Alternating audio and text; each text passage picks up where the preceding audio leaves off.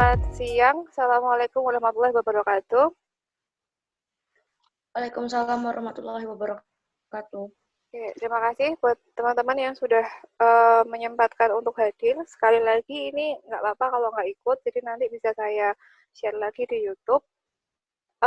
Saya mau menyelesaikan materi untuk minggu ini. Jadi memang untuk minggu ke-10 ini materinya itu Arma, Arima, dan Archgaj. Jadi ya saya fullkan untuk minggu ini supaya minggu depan bisa lebih ke pengolahannya, terus minggu depannya lagi bisa masuk ke VAR sama VECM. Oke. Nah, sebelum ke Archgaj, saya mau refreshing dulu soal Arimanya. Oke, kalau kemarin diingat bahwa Arma yang sudah kita bahas bisa dalam bentuk 3 model. R saja, MA saja, dan gabungan AR dan MA. Untuk AR, ordonya P. Untuk MA, ordonya Q, kodenya maksudnya. Untuk Arma, ordonya P, Q. Nah, P pada AR menunjukkan bahwa data hari ini dipengaruhi oleh data sebelumnya. Sedangkan Q, ordo Q, pada moving average menunjukkan bahwa data hari ini dipengaruhi oleh error sebelumnya. Yang di sini, yang di autoregresif dianggapnya adalah hanya data itu sendiri yang mempengaruhi pergerakannya, sedangkan pada moving average yang dilihat adalah errornya. Nah, Arma adalah gabungan dari sifat AR dan MA. Nah, dari mana ini kita lihat? Kita lihat dari korelogram. Nah, untuk menentukan tingkat ordo P dan Q, bisa 2 cara. Satu, menggunakan korelogram yang akan kita dapat sebagai model Arma tentatif.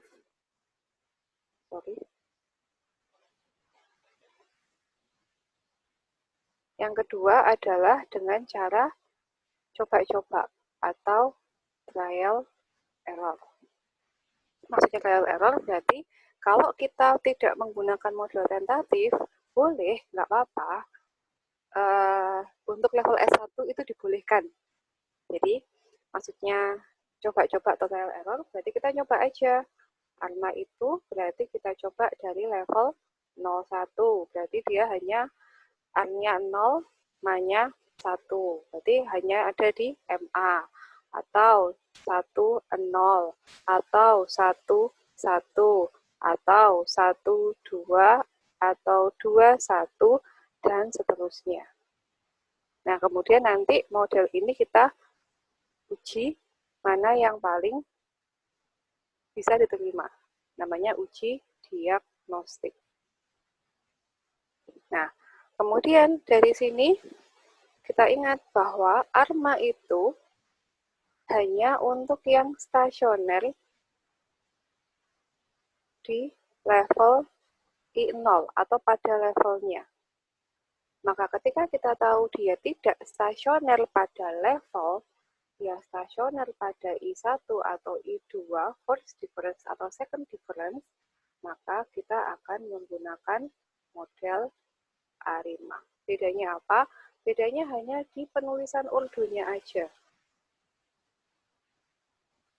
Ada D di antara P dan Q yang menunjukkan dia stasioner pada level berapa. Kalau stasioner di first difference berarti 1, kalau di second difference berarti 2. Oke. Nah, kalau sudah kita dapatkan dan sudah kita olah, kita ke forecasting-nya. Kalau Anda sadari, kemarin di video yang saya share di YouTube, itu bagian forecasting-nya saya hilangkan. Soalnya tak lihat-lihat nih kok kayaknya aku banyakan ngaconya. Jadi nanti forecasting saya bahas minggu depan. Sekalian saya ulang untuk mengolah AR dan ARIMA sama GERD-nya sekalian. Nanti sekalian forecasting. Oke. Yang merasa belum di-mute, tolong di-mute dulu.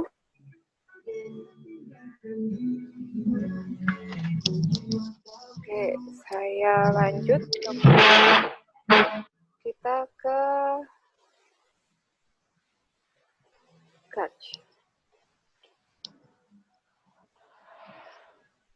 Nah, kalau kemarin kita menggunakan ARMA, ya. Oke, langsung di-mute ya. Karena suaranya tembok sama suara saya nanti. Nah, kalau kemarin ketika kita masih membahas ARMA, maka kita hanya membahas bagaimana perilaku sebuah variabel itu sekarang dan di masa yang akan datang. Nah, nanti bisa Anda baca di halaman mulai 291 atau di bab 15 bukunya Pak Agus Wigajono. Nah, itu kita masuk ke ARCH dan GAJ. Pada dasarnya ARCH dan GAJ itu kita tidak hanya melihat sebuah data itu dari sisi perilakunya dia, tapi dia juga punya kondisi heterogenitas. Nah, kalau yang kemarin-kemarin kita melakukan OLS, kita lakukan uji apapun, kita menghindari yang namanya heteroskedastisitas, maka dalam ARCH dan GAJ ini kita malah nyari. Kalau data itu tidak ada sifat heteroskedastisitas, maka kita tidak boleh menggunakan ARCH dan GAJ. Nah, bagaimana kita tahu? Kalau di awal ketika kita melakukan sebuah plotting data, kita plot gitu ya. Nah, ketika data yang kita plot, data time series ini kita plot, kemudian dia akan datanya naik turunnya itu tajam, seperti nadi gitu ya, kalau orang kena serangan jantung gitu kan. Nah, maka biasanya data yang punya plot seperti ini, dia cenderung punya volatilitas yang tinggi. Nah, tapi kalau data itu biasanya dia strukturnya itu trennya smooth gitu kan. Nah, dia tidak stasioner dan kemudian kita stasionerkan pada I1 atau I2 mungkin. Nah, mungkin dia tidak punya sifat volatilitas.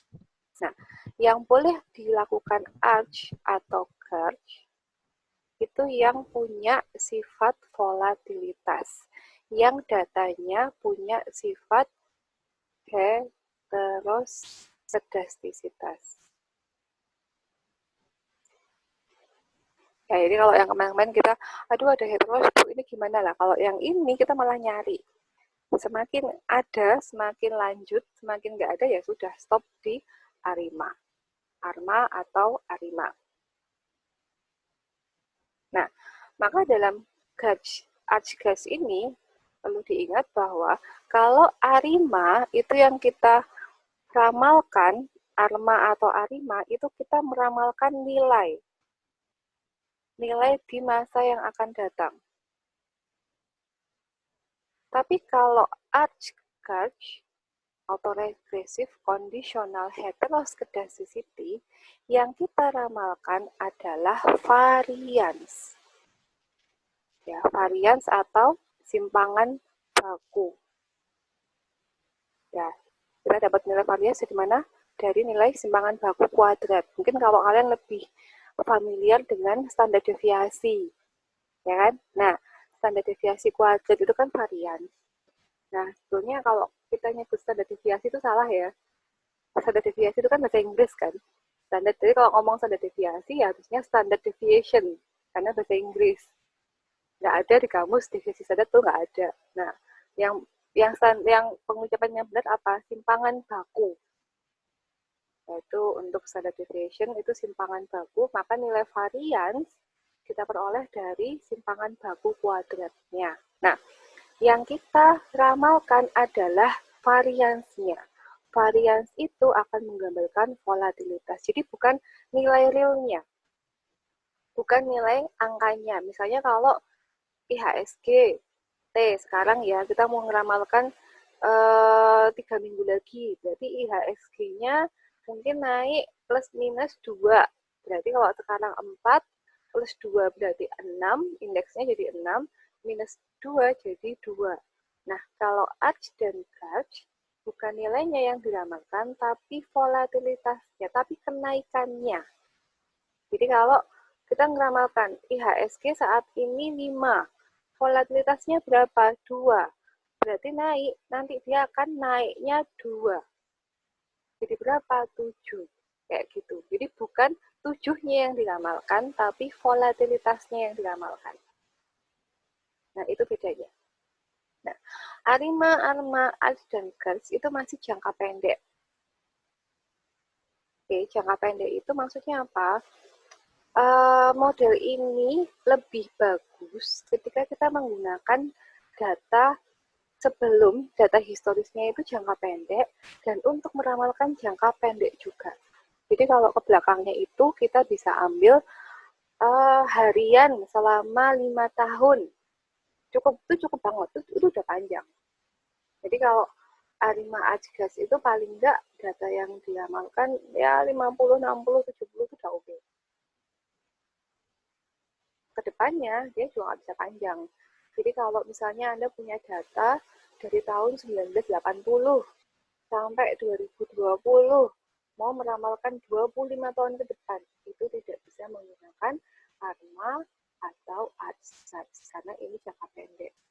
Pakai apa, Bu? Pakai model jangka panjang. Ada lagi sendiri. Ya. Nah, kemudian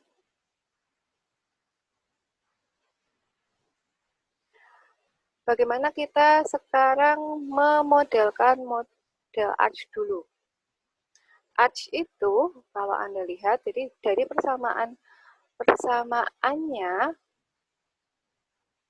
jadi persamaan yang di sini, ini ada di halaman bukunya Pak Agus itu kalau Anda mau baca ada di halaman 291 ya. Di halaman 291. Nah, asumsi ARCH ini adalah varian residualnya itu tidak konstan. Maka dalam persamaannya dia ada dua persamaan ya. Ada persamaan rata-rata, yang pertama ada persamaan variansnya atau ragam. Jadi ragam itu dalam bahasa Indonesia atau kita kenal varians. Nah, persamaan ini yang awal ini persamaan OLS biasa, ini digunakan untuk menentukan apakah ada efek ARCH, apakah ada efek heteroskedastisitas atau enggak. Kalau ada boleh lanjut, kalau tidak ya tidak bisa ke metode ARCH. Nah, yang di bawah ini adalah di persamaan ARCH-nya. Nah, yang dimodelkan adalah nilai variansnya adalah fungsi dari residual kuadrat T-1. Jadi, bahwa variansnya, volatilitas, itu dipengaruhi oleh keberagaman residual sebelumnya. Jadi, bukan data ya, tapi residual.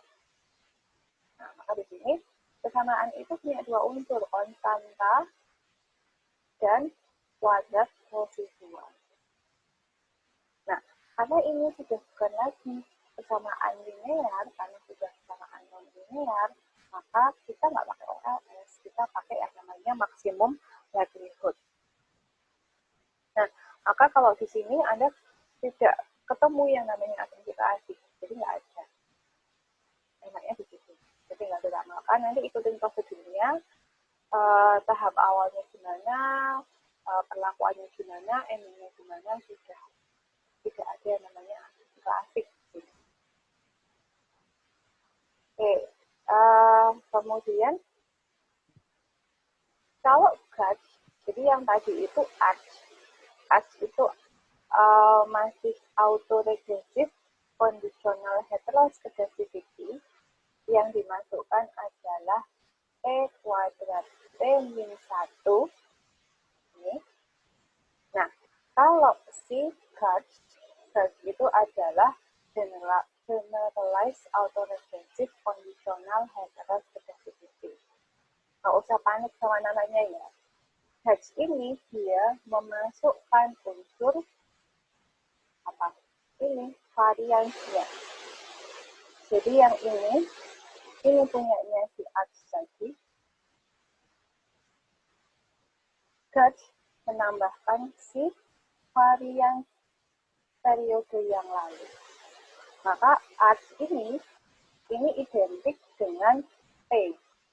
Jadi kalau kita bikin ordo, ya, Arch itu P, Gauge itu Q. Semoga aku nggak kebalik. Nanti kalau kebalik nggak kebalik. Gauge itu P. Nah, maka kalau ketemu P sama Q berarti apa? Ingat nggak? R, yang A5 ya. A5 itu P, MA itu Q. Sorry, ini Q.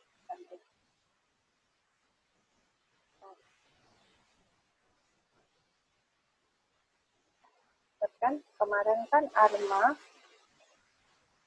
ada R, P, dan MA, Q. Kan? Yang P menunjukkan bahwa data itu dipengaruhi oleh data sebelumnya. Kan? MA maksudnya akhirnya bahwa data itu dipengaruhi oleh residual sebelumnya. Nah, konsep ini digunakan di Arch Search. Arch kan tadi bahwa varians dipengaruhi oleh error, gitu kan? Nah, berarti ini ordernya adalah di kan sama ini error, ini juga error. Sedangkan yang Gauge dia error ditambah dengan variansnya.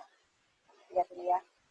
Ini varians volatilitas dipengaruhi oleh volatilitas itu sendiri di masa lampau plus dengan residual di masa lampau. Ada juga ada dua unsur, ada residual periode yang lalu kuadrat ke kuadrat juga ditambah dengan varians residual yang lalu. Oke, maka saya ulang nulis ya. Maka pada Arch itu hanya dipengaruhi oleh residual yang lalu, sedangkan Gauge dipengaruhi oleh residual yang lalu dan varian yang lalu.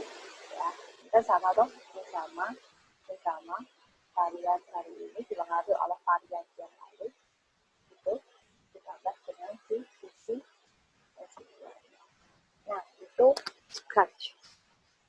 Nah, sekarang bagaimana kita melakukan peramalannya?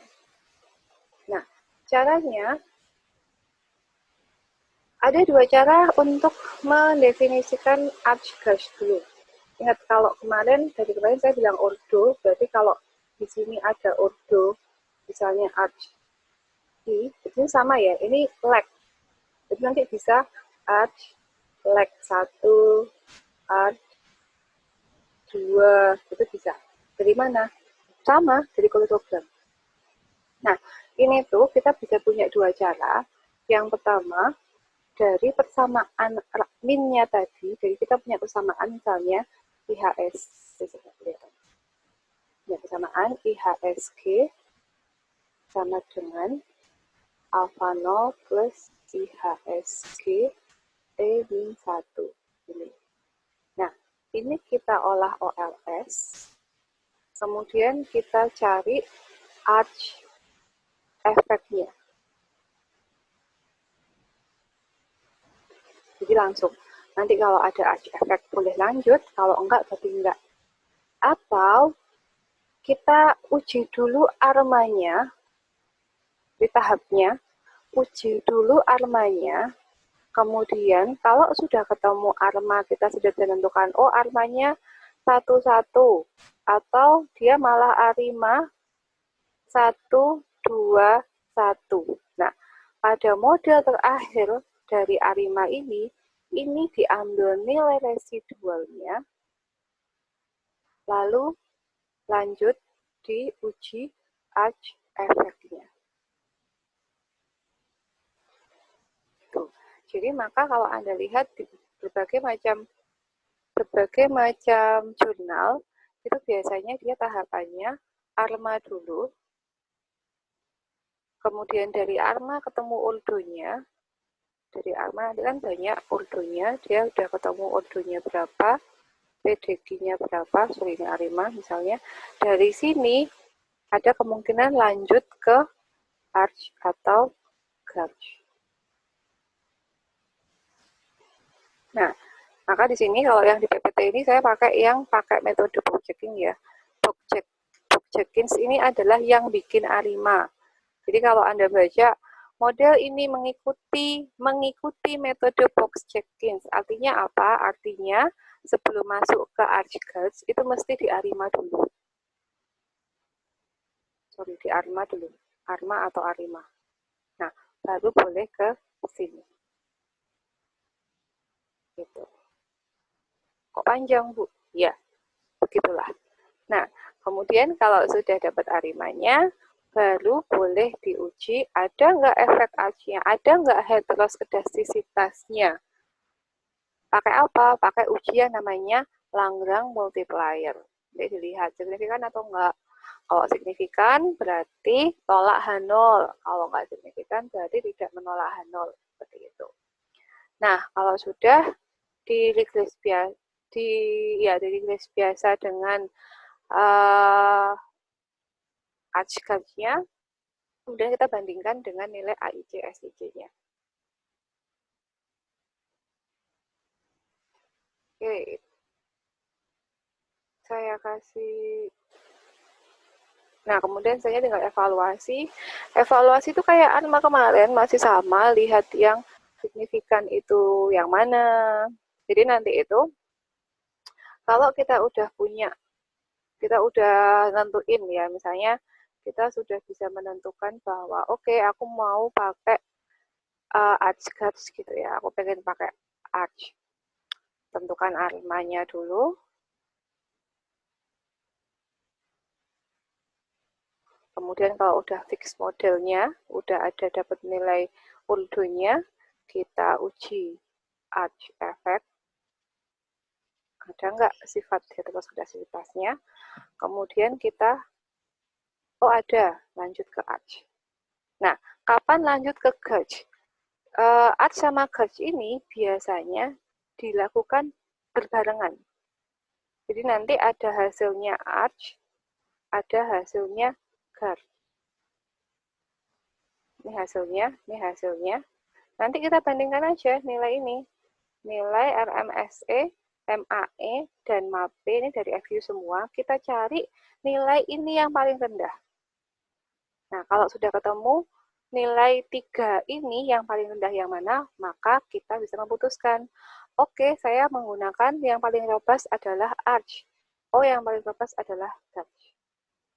Nah, kemudian misalnya dari ARIMA kita dapatkan dia 1, 2, 0. Berarti kan sama aja dia nggak ada MA, nggak ada moving average. Dia ada R-nya 1 pada level I2. Nah, kemudian dibuktikan dengan ArchLM, tesnya, Lagrange multiplier-nya. Oh ya, ada efek arch, ada heteroskedasticity sifatnya, berarti kita boleh lanjut ke arch. Kemudian di arch itu, kita kembangkan. Oh, saya nggak mau arch 1, tak coba arch 2, bisa nggak? Nggak apa-apa. Oh, nanti di GARCH-nya tak kembangkan lagi. Tak coba 1, 0. 1, 1. 0, 1. Boleh. Berarti ini pakai cara yang trial error. Pada akhirnya nanti semua hasil dikumpulkan. Kemudian kita lihat 3 nilai ini. 1, 2, 3. Nah, pada akhirnya kita bisa menentukan, oh model peramalan yang paling baik adalah model GARCH pada ordo 1, 1 misalnya. Nah, nanti kalau kita masih nggak puas lagi, kayaknya kok masih ada sifat lain yang belum terakomodasi misalnya, apa kok banyak. Karena Gauge itu turunannya banyak. Jadi nanti kalau kalian sempat baca jurnal, ada yang namanya itu e-Gauge. Ada yang namanya T-Gauge transport, saya lupa namanya, singkatannya lupa. T-Gauge. Ada yang namanya M-Gauge dan lain-lain. Dari mana? Dari keingintahuan kita. Kira-kira kalau data ini, secara teori ini ada efek yang lebih lagi enggak? Nah, itu bisa diuji. Oke. Nah, saya udah dapat warning kalau tinggal 7 menit. Di sini saya hanya mau melihatkan lagi beberapa penelitian yang menggunakan metode tersebut. Nah, ini beberapa contoh di sini. Nah, kemarin ada yang tanya ya, Bunda, kayak yang kemarin nanya, Bu, berarti kita menamakan harga cabai itu boleh-boleh. Jadi ya biasa aja, senang seperti itu. Jadi contohnya seperti ini, kita bisa meramalkan, oh saya mau memprediksi harga cabai dengan Arima.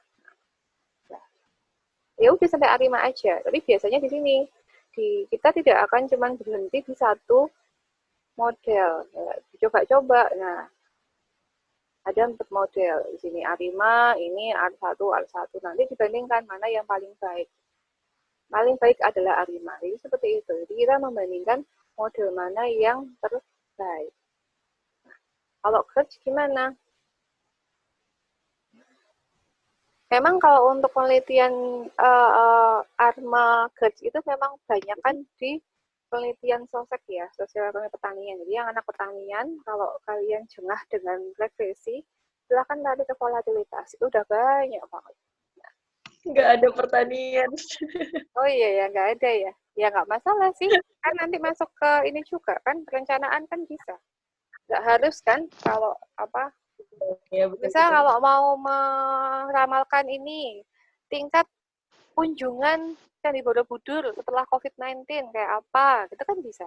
Jadi ini nggak harus data yang harian atau gimana ya, bukan harian ya, itu juga harian ya, nggak harus data yang terlihat, oh harga barang gitu, enggak ya. Jadi apapun bisa. Kayak penghuni hotel, pengunjung hotel, tingkat wisata tadi gitu. Terus apa ya, konsumsi, mau konsumsi rokok bisa, mau ya semua hal bisa diramalkan. Seperti itu. Masih ada sekitar 3 menit sebelum ini putus, ada pertanyaan?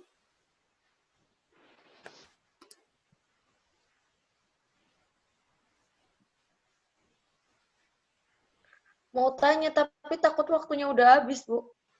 Ya, nanti tak jawab di ini. 5 menit, bisa-bisa. Jadi kan tadi yang misal peramalan kalau misalkan setelah COVID gitu ya, Bu. Nah, itu tuh butuh data pas setelah COVID-nya nggak sih? Apa gimana sih?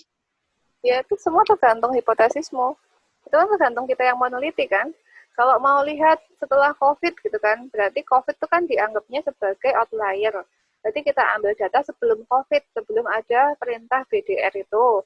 Terus kemudian kita ramalkan, kira-kira nanti bisa naik berapa. Kayak gitu. Atau memang mau tambah, mau lihat di masa COVID-nya aja gitu kan. Nah, apa nih yang di masa COVID? Masa COVID itu kan bisa permintaan jasa media sosial. Nah, ketika COVID kan naiknya tinggi banget, kayak permintaan bandwidth dan segala macam, permintaan apa ya yang bau-bau kayak internet lah. Nah, nanti diramalkan setelah COVID bakal tetap tinggi, akan ada behavior yang naik atau bergeser atau akan kembali ke semula, itu kan bisa diramalkan. Jadi, mau apa? Mau Berarti tinggal kita yang mau ngambil kasus apa, kita mau ngangkat apa dulu. Kita mau ngebuang outlier atau kita mau mengambil outlier itu. Itu terserah kita sebagai peneliti. Oke. Tapi tentunya kalau kita mau lihat sisi outlier-nya, dilihat juga apa yang memang berdampak, dan biasanya memang tidak bisa model yang cuman Gauge di level Gauge biasa ya. Gauge itu turunannya banyak banget. Oke, silakan ada lagi yang mau tanya.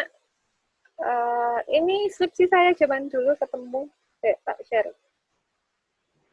Di detik-detik mau mati ini, tak kasih sneak peek. Ini skripsi, kelihatan nggak? Ini tahun 2009, saya nulis ini untuk skripsi.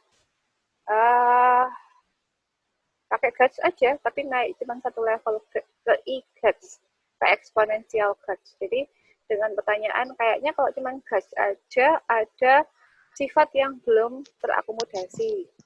Sifat apa? Sifat eksponen itu menunjukkan ada asymmetric information. Nah, tak paskan dengan e-Guts. Kemudian ya wes tinggal kayak gitu. Itu contohnya.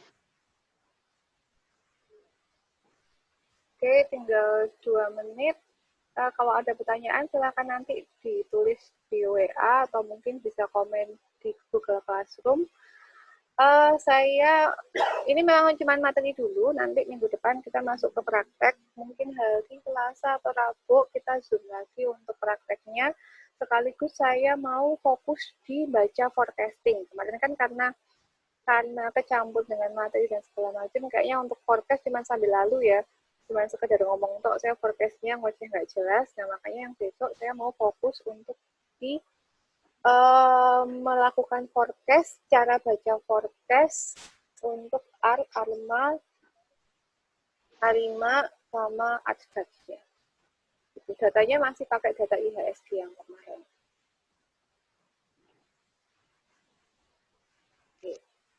Iya, Bu. Kira-kira tertarik nggak untuk kerjakan ini? Karena ini saya senang ini karena nggak pakai asumsi klasik, bayi-bayi asumsi klasik. Kalau nggak pakai asumsi klasik, kan ya jadi tertarik, tapi kurang tertariknya ke variabel-variabelnya sih. Kayak gitu. Kalau variabel memang terbatasnya banyakan yang keuangan ya, karena kalau meramalkan Ya, PDRT jadinya lebih moneter gitu dan ya, kurang menyukai hal itu. Kalau ekonomi, kalau untuk ekonomi memang peramalan ini lebih banyak di data-data yang pertanian. Itu harga kopi, harga komoditas, atau mau komoditas sektoral, itu harga jual perikanan, itu tuh bisa dipecah sampai harga yang paling kecil-kecil kayak gitu. Nah, itu bisa. Nah, tapi memang lebih banyak yang kayak ECM, VAR, dan teman-temannya itu lebih banyak. Oke, nanti tak share skripsinya ya, tapi itu masih banyak salahnya ya, itu zaman-zaman bahala dulu, jadi kalau masih agak yang kok gini, ya mohon maaf, itu juga bikinnya pakai ini, di 2 bulan kayaknya. Oke, sebelum ketutup. Tantri sama Adi ada apa sih? Sebelum keputus, saya tutup untuk sesi hari ini. Terima kasih. Selamat siang. Wassalamualaikum warahmatullahi wabarakatuh.